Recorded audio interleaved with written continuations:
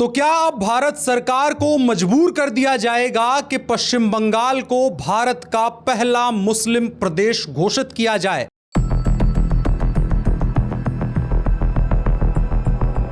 तो हमसे टकराएगा और चुप हो जाएगा। अगर एक राज्य की मुख्यमंत्री ये कहती है कोड बिल को अमेंडमेंट किया है, लेकिन मैं तुम्हारे प्रॉपर्टी को बचाऊंगी। हमारा इधर में 33% माइनॉरिटीज है,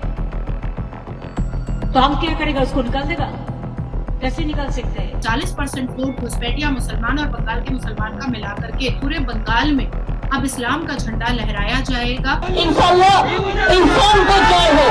इंसान को जय हो। आज के तारीख में हिंदुस्तान में मुसलमान अल्पसंख्यक हैं, पश्चिम बंगाल में भी अल्पसंख्यक हैं, लेकिन ममता बनर्जी के एक बयान ने इस सियासत को अलग ढंग से समझने के लिए मजबूर कर दिया है। दरअसल कल ममता बनर्जी के द्वारा एक बयान दिया गया, बयान कि 33% मुसलमान पश्चिम बंगाल में रहते हैं, मैं उनको बाहर फेंक दूं क्या?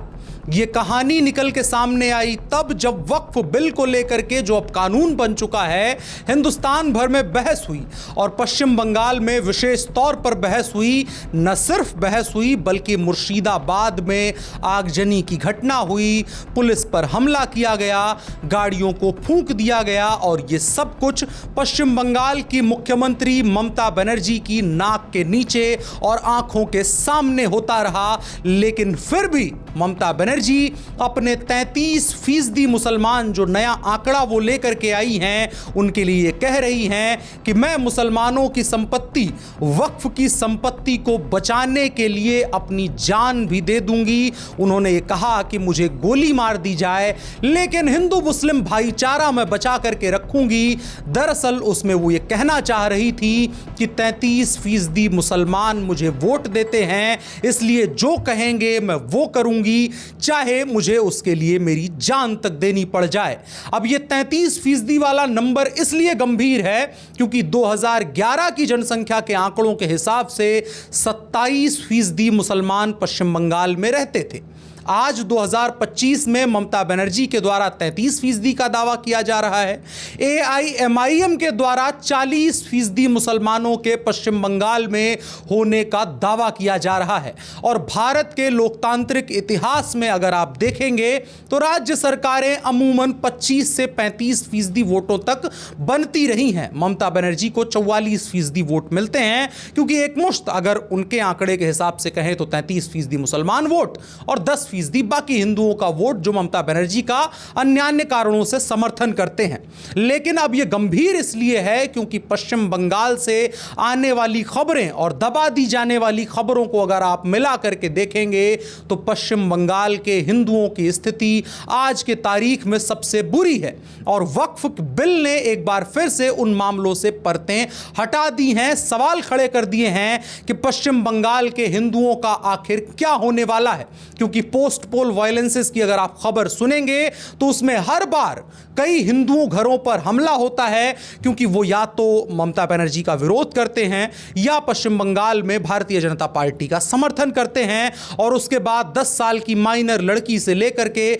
60 साल की बुजुर्ग महिला के साथ बलात्कार जैसी घटनाएं भी सुनने को आती हैं, जिसमें खास समुदाय के लोगों के शामिल होने की खबरें और सूचनाएं भी होती हैं। अब वक्फ को लेकर के जब बहस शुरू हुई तो सवाल यह खड़ा हुआ कि आखिर पश्चिम बंगाल की सियासत में क्या परिवर्तित हो रहा है और क्या पश्चिम बंगाल, जो वक्फ के लिए सबसे बड़ी जमीन है, हिंदुस्तान में उत्तर प्रदेश के बाद दूसरी सबसे बड़ी जमीन पश्चिम बंगाल में है। और उत्तर प्रदेश की स्थितियां जो हैं उसमें योगी आदित्यनाथ ने स्पष्ट रूप से कह दिया है कि वक्फ की अवैध संपत्तियों की जांच की जाएगी। लेकिन पश्चिम बंगाल की मुख्यमंत्री ममता बनर्जी अपने मुसलमान नेताओं और पश्चिम बंगाल की मुस्लिम, जो पूरी कंसोलिडेटेड वोटिंग पैटर्न है, कहीं ना कहीं उसकी गुलाम हो चुकी हैं और इस वजह से उनको ऐसी बातें करनी पड़ रही हैं ताकि आने वाले चुनावों में मुसलमान उनको वोट देता रहे। अगर आप पश्चिम बंगाल से हैं और ये वीडियो देख रहे हैं तो आपके यहां परिस्थितियां क्या हैं उसके बारे में कमेंट बॉक्स में बताएं। शेष आबादी को जो उपलब्ध सूचनाएं हैं उसके हिसाब से हम एक आंकड़ा और अंदाजा लगाने की कोशिश करते हैं, देने की कोशिश करते हैं। पश्चिम बंगाल में स्थितियां क्या हैं? पश्चिम बंगाल के मुर्शिदाबाद की घटना आपको याद होगी, जहां पर आगजनी की गई, पुलिस के ऊपर हमला किया गया, पुलिस मूक दर्शक बन के बैठी रही, उसकी गाड़ियां जला दी गई, उसके ऊपर पत्थरबाजी की गई। जब पूरी थ्योरी निकल के सामने आई तो बात निकल के सामने आई कि एक महज अफवाह थी, जिसके आधार पर हजारों मुसलमानों की भीड़ सड़क पर ना सिर्फ इकट्ठा होती है बल्कि पश्चिम बंगाल पुलिस के ऊपर हमला करती है। और पश्चिम बंगाल पुलिस रिटेलिएट नहीं कर पाती है क्योंकि मुख्यमंत्री ममता बनर्जी सर पर आंचल ओढ़ करके खिलाफत कमेटी के मंच पर खड़े होकर के यह कहती हैं कि मुसलमानों के हक हुकूक को बचाने के लिए मुझसे जो बन पड़ेगा वो मैं करूंगी, इसके लिए मैं अपने प्राण तक देने के लिए तैयार हूं। इससे आप अंदाजा लगा सकते हैं कि मुख्यमंत्री ममता बनर्जी किस कदर मुसलमान वोटों के लिए उस चंगुल में फंस चुकी हैं, जिससे अब उनका बाहर निकलने का कोई भी रास्ता नजर नहीं आता है। इस वीडियो में एक और सवाल है कि क्या पश्चिम बंगाल की मुख्यमंत्री ममता बनर्जी, जिनको पूरे हिंदुस्तान और दुनिया में एक लॉबी के द्वारा सबसे बड़ा सेक्युलर नेता दिखाया जाता रहा, क्या असल मायनों में वो सेक्युलर हैं? क्योंकि आपको रामनवमी की कुछ घटनाएं याद होनी चाहिए, जहां पर पश्चिम बंगाल में जादवपुर यूनिवर्सिटी के छात्रों ने रामनवमी का कार्यक्रम मनाने की कोशिश करी तो उनको परमिशन नहीं दी गई। ममता बनर्जी को इस बात की जानकारी थी, लेकिन वो मुसलमानों के हक हुकूक को बचाने के लिए अपनी जान तक देने की बात करती हैं, लेकिन सामान्य हिंदू अगर छात्र अपने एक कार्यक्रम का आयोजन करना चाहते हैं तो उसकी इजाजत नहीं दी जाती है। और इसके अलावा दर्जनों भारतीय जनता पार्टी के कार्यकर्ताओं, दर्जनों हिंदुओं के ऊपर हमले होते हैं पोस्ट पोल वायलेंसेस के कैटेगरी में, जहां चुनावों के बाद टीएमसी और उनके समर्थकों के द्वारा हमले करने की सूचनाएं आती है, क्योंकि कुछ लोगों ने भारतीय जनता पार्टी को वोट किया था। सूचनाएं इस चीज की भी आती हैं कि 10 से लेकर के 60 साल तक की बच्ची और महिलाओं के साथ बलात्कार और हत्या तक की खबरें निकल के सामने आती हैं। इन सब चीजों के बाद ममता बनर्जी की सेक्युलर छवि पर भी सवाल खड़े होते हैं, और सवाल इस बात का भी पूछा जाना चाहिए कि उत्तर प्रदेश में योगी आदित्यनाथ को लेकर के सभी राजनीतिक पार्टियां आरोप लगा देती हैं कि वो कम्युनल हैं, जबकि कोर्ट का दरवाजा खटखटा के देख लिया, सारी बातें करके देख ली, उसके बावजूद योगी आदित्यनाथ के एक भी एक्शन के ऊपर कोई ऐसा सवाल नहीं खड़ा किया जा सका जिसको कहा जा सके कि वो किसी भी धर्म को टारगेट करते हैं। लेकिन ममता बनर्जी के खिलाफ कोर्ट में भी लोग नहीं जा पाते हैं, क्योंकि उनको पता है कि वापस लौट के पश्चिम बंगाल आना है, और ममता बनर्जी की ये हरकतें अगर चलती रहीं तो उसके बाद उनके पास बचने का कोई रास्ता नहीं रह जाता है। इस वजह से लोग कोर्ट भी नहीं जाते हैं। लेकिन बयानों पर तो सवाल खड़े किए जा सकते हैं कि 27% मुसलमान अगर 2011 के आंकड़े में कहे जाते हैं तो 33 और 40% का आंकड़ा पॉलिटिकल पार्टियां मुस्लिमों को खुश करने के लिए कि तुम्हारा राज आने वाला है, तुम एकजुट रहो, तुम इकट्ठा रहो, तुम बांग्लादेश से आने वाले अवैध मुसलमानों को, तुम म्यांमार से आने वाले रोहिंग्या को यहां शरण देते रहो। और ऐसे नेताओं को ममता बनर्जी अपने कैबिनेट में मंत्री बना करके रखती हैं। तब सवाल खड़ा होता है कि हिंदुस्तान में अधिक सेक्युलर कौन है? जहां एक तरफ योगी आदित्यनाथ के द्वारा यह कहा जाता है कि वक्फ कानून के अमेंड होने के बाद और पारित होने के बाद अब जितनी भी अवैध संपत्तियां वक्फ ने कब्जा करके रखी हैं उनको छुड़वाया जाएगा। वक्फ की संपत्तियों पर जिन माफियाओं ने एक समय की सरकारों के द्वारा संरक्षण प्राप्त करके जमीनें कब्जाई हैं, आपको ये सूचनाएं होनी चाहिए कि अतीक अहमद और मुख्तार अंसारी को लेकर के हिंदुस्तान में रोने वाली पॉलिटिकल पार्टियां जो खुद के मुसलमान मसीहा होने की बात करती हैं, वो ये नहीं बताती हैं कि वक्फ की सैकड़ों करोड़ और हजारों करोड़ की संपत्तियों के ऊपर ये माफिया कुंडली मार करके बैठे थे। योगी आदित्यनाथ उनको मुक्त कराने की बात करते हैं तो उनको कम्युनल कह दिया जाता है। और ममता बनर्जी जब ये कहती हैं कि वक्फ के कानून को हिंदुस्तान भर में सरकार लागू करने की कोशिश कर ले, लेकिन पश्चिम बंगाल में लागू नहीं किया जाएगा, तो उनके सेक्युलरिज्म पर कोई सवाल नहीं खड़ा करता है। बल्कि ममता बनर्जी खुद मंच से खड़े होकर के ये कह देती हैं कि इन 33% लोगों के वोटों के सहारे तो मेरी सरकार चल रही है, आखिर मैं उनके ऊपर कोई कार्रवाई कैसे कर सकती हूं? और यदि आपको अभी तक के तथ्यों और तर्कों से यह बात नहीं समझ में आई कि पश्चिम बंगाल की परिस्थितियां क्या हैं, तो आपको एक नाम मैं बताता हूं, शायद तस्वीर और क्लियर हो जाए। फरहाद हकीम पश्चिम बंगाल की मुख्यमंत्री ममता बनर्जी के सबसे करीबी नेताओं में से एक और मुसलमान समाज के सबसे बड़े नेताओं में से एक, जिसके ऊपर समय समय पर एजेंसियों के द्वारा और पत्रकारों के द्वारा, खोजी पत्रकारों के द्वारा यह आरोप लगाए गए हैं कि पश्चिम बंगाल से आने वाले अवैध लोगों को, अवैध मुसलमानों को पश्चिम बंगाल में शरण देने का ठेका अगर किसी व्यक्ति के पास है तो फरहाद हकीम है। लेकिन पश्चिम बंगाल की मुख्यमंत्री ममता बनर्जी उसके ऊपर कोई सवाल खड़ी नहीं करती हैं। फरहाद हकीम वो व्यक्ति है जिसका चुनाव कवर करने के लिए पाकिस्तान के सबसे बड़े अखबार द डॉन की एक पूरी टीम आती है। पश्चिम बंगाल के कलकत्ता में बैठ करके फरहाद हकीम डॉन की उस टीम को बताता है कि अगर आपको मैं पश्चिम बंगाल की गलियों में लेकर के चलूं तो आपको अंदाजा ही नहीं होगा कि आप हिंदुस्तान की किसी गली में सफ़र कर रही हैं, आपको पता चलेगा कि आप पाकिस्तान की किसी गली में सफ़र कर रही हैं। इसके अर्थ आप समझते हैं? इसका अर्थ यह होता है कि जिस तरह से पाकिस्तान में हिंदुओं से मुक्त हर गली को पाकिस्तान की सरकारों और वहां के मुसलमानों ने कर दिया, उसी तरह से सफलतापूर्वक हमने पश्चिम बंगाल की गलियों को भी हिंदुओं से मुक्त कर दिया है। इस बयान से आपको कुछ नहीं समझ में आता है तो मैं और आपको कुछ बातें बताना चाहता हूं। उन्होंने 2024 जुलाई 3 तारीख को ऑल इंडिया कुरान कंपटीशन के दौरान यह कहा था कि जो लोग नॉन मुस्लिम हैं उनको कन्वर्ट हो जाना चाहिए इस्लाम के हिसाब से, क्योंकि वो दुर्भाग्यशाली हैं, वो मुसलमान नहीं हैं। और इसके अलावा 2021 बंगाल विधानसभा चुनावों को याद करिए, जहां पर इसी व्यक्ति का एक वीडियो वायरल हुआ था, जहां पर केंद्र की जो एजेंसियां होती हैं, हमारी जो सेना काम करती है, उसको गालियां ये व्यक्ति दे रहा था और कह रहा था कि पश्चिम बंगाल में इनको हम औकात याद दिलाएंगे, या इस तरह की बातें वो व्यक्ति कर रहा था।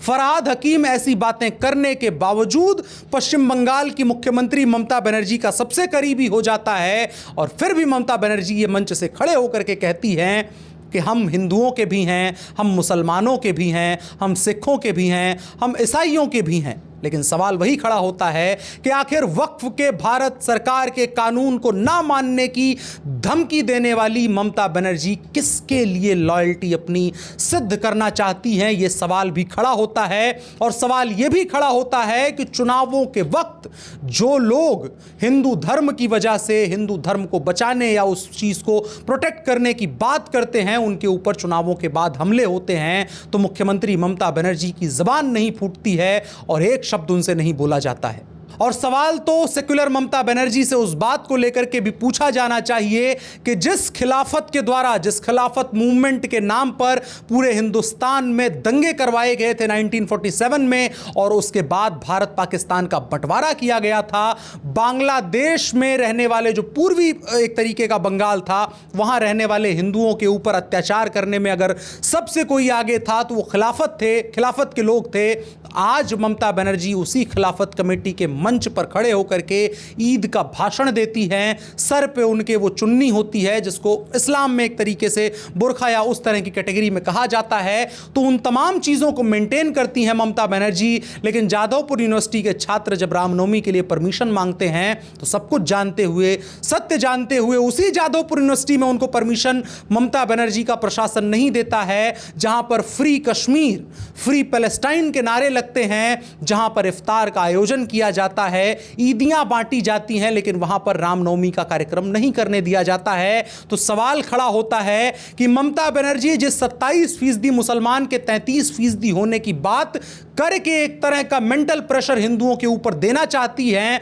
कि तुम्हारे पास आखिर ऑप्शन क्या रह गया है, अगर बंगाल में रहना है तो इन 33% मुसलमानों की गुलामी जैसे मैं कर रही हूं वैसे ही तुम्हें करना होगा। और आंकड़ेबाजी में जो खेल किया जा रहा है, पश्चिम बंगाल की जो बदलती डेमोग्राफी है जिसको लेकर के लगातार सवाल खड़े किए जाते हैं, उनको लेकर के भी बात की जानी चाहिए कि पश्चिम बंगाल की मुख्यमंत्री ममता बनर्जी के नेतृत्व में पिछले 15 वर्षों में पश्चिम बंगाल के हिंदुओं की स्थिति क्या हुई है और मुसलमानों की संख्या कैसे बढ़ती चली जा रही है। बहुत सारे प्रश्न हैं, लेकिन अब बात वही बनती है कि जब राजनीतिक परिस्थितियां इस तरह की हो जाएं जहां पर पक्ष और विपक्ष, सवाल भारतीय जनता पार्टी से भी पूछा जाना चाहिए पश्चिम बंगाल में कि चुनाव जब नज़दीक आने लगते हैं तो आप बहुत सारी बातें करते हैं, अपने कार्यकर्ताओं को पूरा जोश भरने की बात करते हैं, लेकिन आपकी लीडरशिप क्या वहां पर 5 वर्षों तक सक्रिय होकर के एक पॉलिटिकल रेजिस्टेंस फोर्स के तौर पर काम करती है? कैलाश विजयवर्गीय का वो बयान याद करिए जहां पर पश्चिम बंगाल के वो महामंत्री थे, उनको घेर लिया गया था और उसके बाद उनको बचाने के लिए अमित शाह को फोन करना पड़ा था, पश्चिम बंगाल के डीजीपी को, और ये बताना पड़ा कि वो मेरे मित्र हैं, इसलिए 7 मिनट के अंदर पुलिस वहां पर पहुंच जाती है। लेकिन सामान्य भारतीय जनता पार्टी के कार्यकर्ता या जो पश्चिम बंगाल की मुख्यमंत्री ममता बनर्जी की हरकतों को विरोध करने के लिए, अपना प्रदर्शन जताने के लिए सड़क पर उतरते हैं और इवेंचुअली वो ऑटोमेटिकली बीजेपी के सपोर्टर कह दिए जाते हैं, उन लोगों के ऊपर जो हिंसा होती है वो अमित शाह के दोस्त नहीं होते हैं, उनके लिए अमित शाह का फोन नहीं आ सकता है, उनके प्राण बचाने की जिम्मेदारी किसकी है? और भारतीय जनता पार्टी जो सीजनल पॉलिटिक्स वहां पर करने के लिए बदनाम है, वो कब 5 साल के लिए अपनी सियासत वहां पर सक्रिय करेगी? जिस भारतीय जनता पार्टी को हम सभी जानते हैं कि वो पूरे देश में 24x7 पॉलिटिक्स के मोड में रहती है, वो पश्चिम बंगाल में पॉलिटिकल मोड में क्यों नहीं रहती है? क्या